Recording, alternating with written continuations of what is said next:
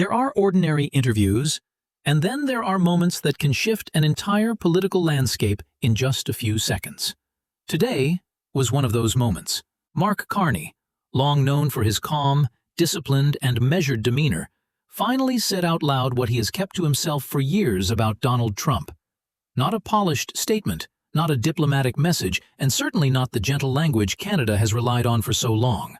For the first time, the public saw a different Carney, direct, candid, unfiltered, and entirely uninterested in playing along with Trump's usual theatrics. In this conversation, Carney confirmed what many Canadians have long suspected.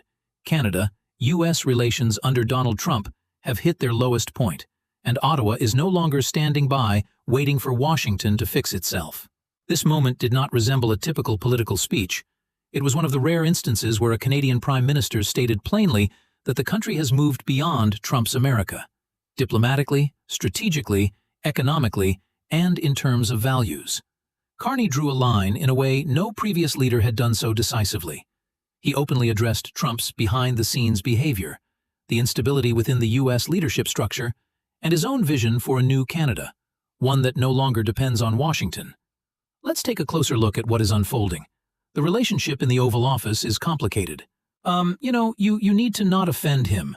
We saw what happened at Zelensky, but at the same time he hates being called Donald. But he calls you Mark. He calls me President, actually. Call me President, that's true, yeah. So he does call you Mark, and he contorts. The last time he called me call me President, I just want that on the record, okay? He twists empirical data. He mocks our nation. And so my question is, how challenging is it for you to sit and hold your tongue in many situations for the greater good? Well, I'm in his environment, the Oval Office, and he has and literally 75 press people there, maybe 10% of whom are from Canada. In the case when I'm there, maybe a little more than that, but not much more. And he's basically speaking to those individuals, and a substantial proportion of the time, about issues that have nothing to do with Canada, domestic issues.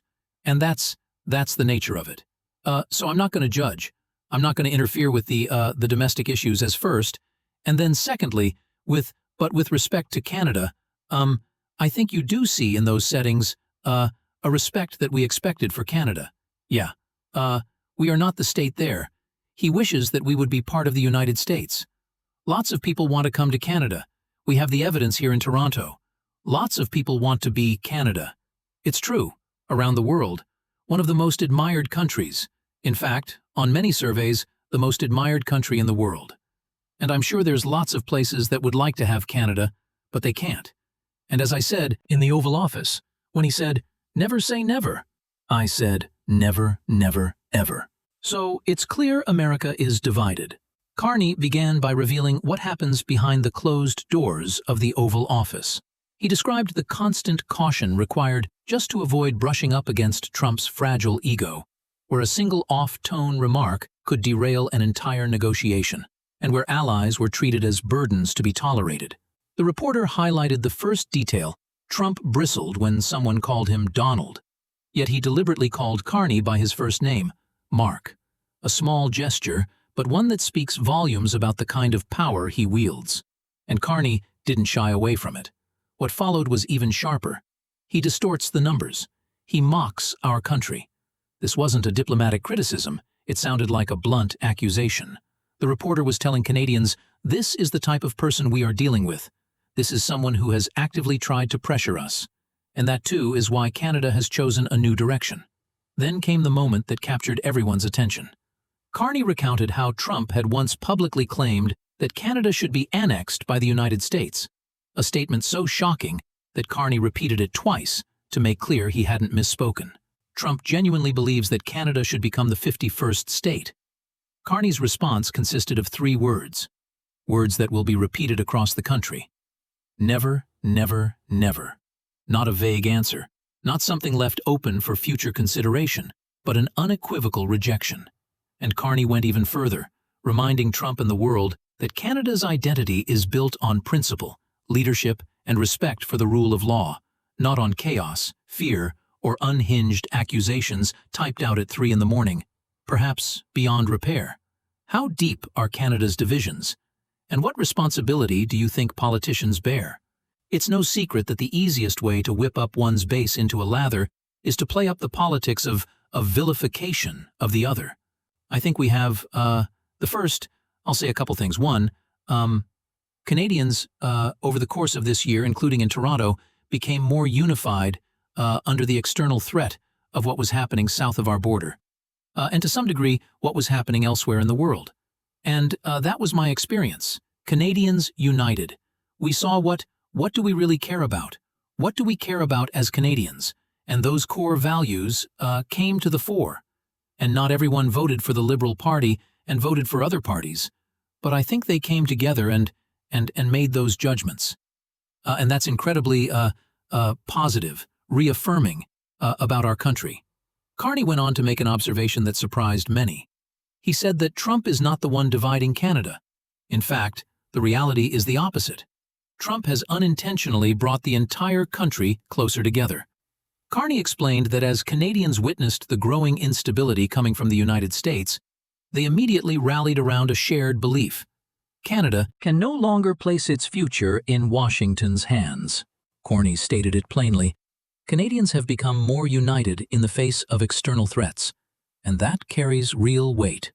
It shows that the Trump era has not weakened Canada's sense of cohesion. If anything, it has deepened the country's national identity and pride. Trump wanted to impose himself on Canada, but the end result has pushed Canada further towards self-reliance. When you're President of the United States, the world's military superpower, hyperpower in many respects, the largest, most dynamic economy, and you inherit a series of very tight relationships with your major trading partners, and you're negotiating changes in those, you're starting from a very strong, position. So, and then you throw on top of that someone who has very good, lots of negotiating experience, but skills. And part of those skills is an ability to identify the points of maximum leverage, and a willingness to exploit that. So it takes some patience. It takes an ability to open up different avenues of that negotiation. And that's what we have been doing. We're not going to sign a bad deal. We're not even going to sign a good deal. We're going to sign a great deal for Canada, with one very important point of context, which is our relationship with the United States, as is the case with everyone else in the world, has fundamentally changed. And we recognized that. We've recognized that from the start, we were in a process of a long period that started in the mid-1980s, where, from the first free trade agreement with us, where Canada and U.S. were coming closer and closer together. That process is over. Okay? So we are in a position where our deal, our current deal with the United States, and we do have a deal with the United States, is the best deal of any country in the world. It's not as good as it was. It won't get back to what it was, because we've learned a lesson as Canadians of the dangers, the downside of that close integration. But our situation can be better than it is today, and that's what we're negotiating hard for.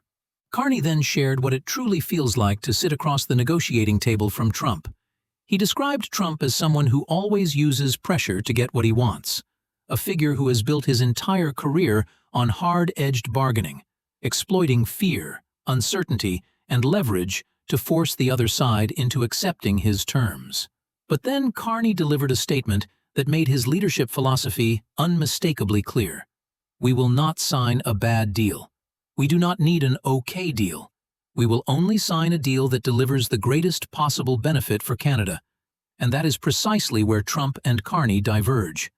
Trump negotiates to draw attention and create drama. Carney negotiates to protect the interests of Canadians. Then he said something no Canadian Prime Minister has ever dared to say on camera. He asserted that the relationship between Canada and the United States has entered an entirely new phase. The era of the two countries growing closer together is over. This marks a historic turning point. Carney declared an end to a 4-decade trajectory, a break from the long-standing assumption of alignment, trust, and reliance.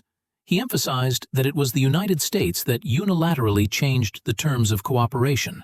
No consultation, no coordination, and no respect for the very mechanisms that once held the partnership together.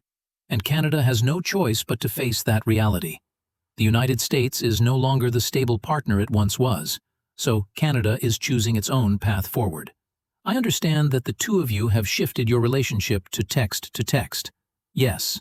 And so I'm wondering, who took the bold step of asking for the other's number? He offered me his number. When we first met in the Oval Office and I took it, remember to write it down, so, yeah. And how would you describe his texting manner? Is much rapid, all caps. There's a lot of caps. There's a lot of caps and exclamation marks involved, yes. And I would also make the point that there was no time limit on, there's a 24/7 element to it. It is not apparent how much the President of the United States sleeps. Middle of the night? Middle of the night. Early in the morning. All hours a day. Then Carney drew everyone's attention again. He spoke about the messages Trump would often send late at night, jumbled abbreviations, endless exclamation marks and timestamps. No one could predict. Carney put it delicately, implying that it was unclear how much sleep the U.S. president was actually getting. It was the gentlest possible way to describe a presidency run on impulse, emotion, and sheer disorder. Carney managed to deal with all of it, but he also wanted Canadians to clearly understand what he had been handling behind the scenes. And I would say that the experience in Toronto, experience across the country, Canadians are largely there. Their view is, okay, the relationship's changed. Let's take matters into our own hands. We've got to take care of ourselves. We have to take care of each other. That's what we're going to do. And yes, we can give ourselves more than the Americans can take away. The challenge is, to be totally frank, is the speed with which the impact of the U.S. changing, putting tariffs on, changing our relationship. That's much more immediate. That's measured in weeks. Building Toronto, building transit in, Toronto, building out 65,000 homes in Downsview. The next level of cultural, development. The cultural industries here in Toronto, that takes time. And we're going to do it. We're going to build it. Without question. And we will be better for it. But we have to stick together. Carney then shifted from talking about Trump to outlining the new path Canada is choosing.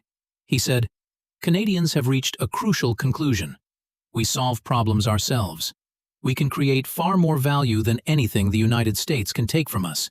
That is Carney's philosophy. Building Canada, prioritizing Canadian goods, and placing trust in Canadian workers instead of getting pulled into America's political turbulence. Investing in housing, clean energy, public transit, and cultural life that exists for Canadians themselves. Trump acts quickly and confrontationally. Carney pursues a slower but more durable approach, and he emphasized that this long-term vision is what will shape the country's future. This interview wasn't just candid, it was coldly candid. It didn't simply highlight the chaos in Trump's leadership style, it was Carney's formal declaration of Canadian self-reliance. Canada will no longer wait for Trump's unpredictable swings. No more guessing his next terror threat. No more calibrating policy around American instability. Canada is moving forward with confidence, with a clear purpose, and with the understanding that this country's destiny no longer hinges on Washington. Carney didn't just expose Trump's behavior. He showed Canadians why the future belongs to a nation that charts its own course. Not Washington's, not Trump's, not anyone else's, but its own people's. Leave a comment and subscribe to the channel, because this is Canada today, a country openly and unequivocally asserting its own autonomy.